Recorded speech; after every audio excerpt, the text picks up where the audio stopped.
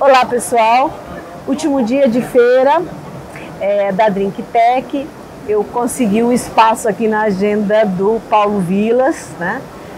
Um dos monstros aí do setor, mais de 35 anos na lida, salvando as embalagens, né? Desenvolvendo embalagens aqui no Brasil, em Atlanta, né, Paulo? Passou por tantas coisas.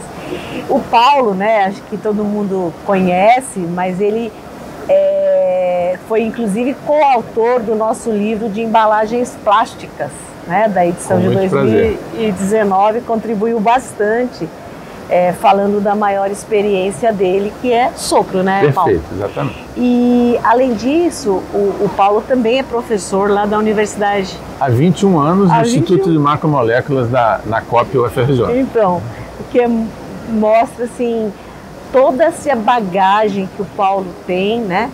E de explicar, ter essa paciência de explicar as coisas pra gente de uma forma didática, Paulo. Exato. Muito legal.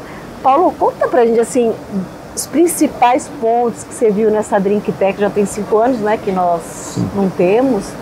E o que você viu na DrinkTech, mas assim, geral mesmo, Paulo? O que você achou importante, muito? Bom, obrigado pela oportunidade. Mas, assim, a gente sempre falou que a embalagem, ela tinha que estar inserida num tripé: bebida, embalagem, envase. E aí, esse tripé alargou para 4 patas, em que o processo passou a fazer importante. E agora a gente tem a quinta, que é a sustentabilidade, né? O stakeholder, ESG, influenciando tanto nesse aspecto, seja desde o pipeline de desenvolvimento, as decisões, tanta coisa acontecendo rápida, puxada pelo ESG, e enfim, então cada vez fica mais rico, fica mais complexo, de alguma maneira encontrar o ótimo de tantas coisas juntas. Por conta disso, é muito bom estar aqui com tantas empresas ativas. Significa que o nosso mercado saiu dessa e saiu acelerando, né? A gente vê tantos segmentos acelerando. O que eu vejo a DrinkTech comprovando que algumas apostas de 5 anos atrás se confirmaram, né? Então, por exemplo, as Tetra Caps, a gente vê tanto a indústria de injeção de preforma, de produção de tampas, mas também de inspetor eletrônico, de capsuladores. Tudo, né? Você tem uma entrega completa para andar com as Tetra Caps, que entregam sustentabilidade, mas entregam também competitividade, porque é uma redução de mais de 1,5 grama de peso. Então, é um projeto com payback curto.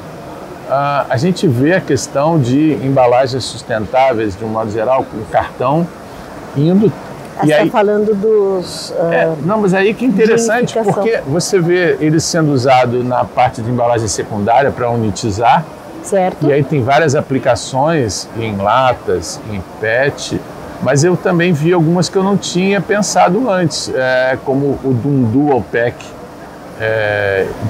para embalagem multi-serve, não tinha pensado e fiquei muito feliz. Eu não entendi. Dual Pack seria uma garrafa, sim, duas garrafas de tamanho familiar de 2 litros, unidas com uma cinta de cartão e com uma alça de cartão, que é uma forma de você incentivar a compra de uma casadinha. Tá. Então, essa é uma aplicação que eu não tinha imaginado ainda e gostei de ver. Para papel. Para papel. Gostei de ver também o pallet envolto em papel. Então, é uma solução em que você substitui o shrink todinho, o pallet inteiro. E o stretch inteiro por cartão, né? E aí você pode entrar em toda uma discussão da aplicabilidade disso, quão robusto, e fui informado... Quanto econômico também, né? Exato, mas fui informado que é tão robusto quanto, sob o ponto de vista mecânico. Certamente não é robusto sob o ponto de agressão com umidade, que o papel não tem. Mas assim, eu sempre defendi que a gente tem que usar a ciência para isso. Então, todos os materiais têm aplicação, vidro, plástico, celulose, e a gente tem que encontrar a aplicação ótima de cada um deles. Então, eu não estou aqui incentivando uma migração total do plástico para o cartão, mas eu fico feliz de ver o cartão tendo uma aplicação nobre como essa e ajudando aí a completar esse arco-íris de solução que o sistema de embalagem permite, né? Permite. Então, isso para mim são pontos fortes. Mas assim, eu vejo que o discurso, aí falando um pouco de equipamentos, o discurso de venda dos equipamentos incorporou definitivamente consumo de água, de energia, redução de perdas, que antes estava muito talvez do lado da flexibilidade de setup, que é importante também, mas a parte de sustentabilidade efetivamente entrou. E os equipamentos estão entregando redução de água de 80%, de energia de 90%. Então, assim, são números expressivos. É claro que ninguém imagina de trocar uma infraestrutura de uma fábrica inteira, mas, assim, é uma tendência muito bacana. Então, assim, como introdução, eu saio...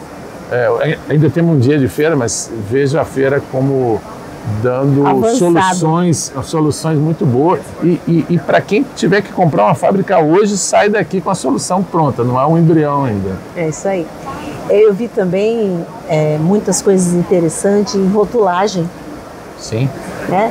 Então, muitos equipamentos de rotulagem, inclusive o uso de papel para vidro, né? Uso de papel, rótulos de papel. Sim. Em outras situações que eu ainda não tinha visto. E muita solução pensando em misturar, né? No mesmo pallet, por exemplo, latas de alumínio, de PET, de vidro. Sim. Quer dizer, fazendo essa parte do final de linha também sendo, né, completado. Eu achei isso bem legal. Então, rapidamente nisso, em relação à rotulagem, é engraçado que a rotulagem meio que renasceu. Quem pensa na indústria de bebida que a gente está fazendo a rotulagem do garrafa de vidro com papel e a mesma coisa de 100 anos atrás, está muito enganado. Então, ela renasceu em tecnologia, hoje ela é muito mais eficiente, muito mais rápida, muito mais sustentável, versátil e tudo isso. E do outro lado que você falou, antes a indústria meio que ignorava que, por exemplo, no caso do Brasil, quase 70% das vendas acontece no mercado tradicional e você tem que fazer o picking, você não pode vender o pallet fechado. Então, não existiam muitas soluções tecnológicas para isso. E agora tem em todos os sentidos, inclusive no pallet misto, que é exatamente o que você endereçou, né? Então, você consegue fazer o planejamento de entrega de um caminhão com pallets customizados para cada um dos clientes, e o pallet misto foi uma fronteira dos armazéns automáticos, do picking automático, mas hoje é realidade, inclusive no Brasil. Muito bem legal. dito. Muito bom. Paulo, eu queria agradecer.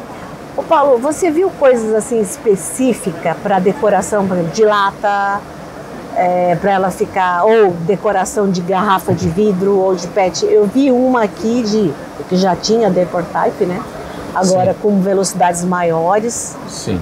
Mas eu não vi se tinha algumas outras aí pensando na questão de impressão de rótulos 3D ou impressão de garrafas. Ou garrafa sem rótulo, vamos dizer assim. É engraçado. Bom, primeiro começando do Direct Print, né, digital, que foi proposto aí, acho que há 9 anos atrás. 9 anos atrás, né? Na DrinkTech de 14. De 13, 13. Exato. Então, foi... E aí a gente, naquela época, bem experimental, era bem para pilotos, e agora, se você quiser produzir, você tem. Mas isso avançou muito rápido em tampas, depois chegou no PET, tangenciou o vidro e lata não tinha chegado. Agora não, agora a gente tem, inclusive no Brasil, já duas linhas de lata, né? A Ball e a Crown já tem também uma outra menor, não é exatamente igual, mas tem. E a gente vê aqui na feira também um terceiro player, né? A Ardagh também. Então, a lata agora definitivamente tem impressão digital também. A gente tem uma Copa do Mundo na frente, eu espero que o pessoal do marketing esteja muito inspirado para isso. Está fazendo coisas do... Né?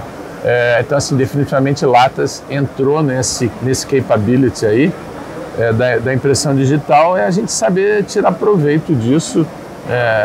Aquele exemplo da campanha com os nomes foi uma forma de fazer isso massivo e conectar com o consumidor, né? A gente tem que fazer isso mínimo, né? Com muito significado para o consumidor, de preferência sem aumentar a pegada de carbono e sem aumentar o custo. Isso aí. Ou com mínimo de impacto, né? Então, muito significado e pouco impacto, né? Isso aí.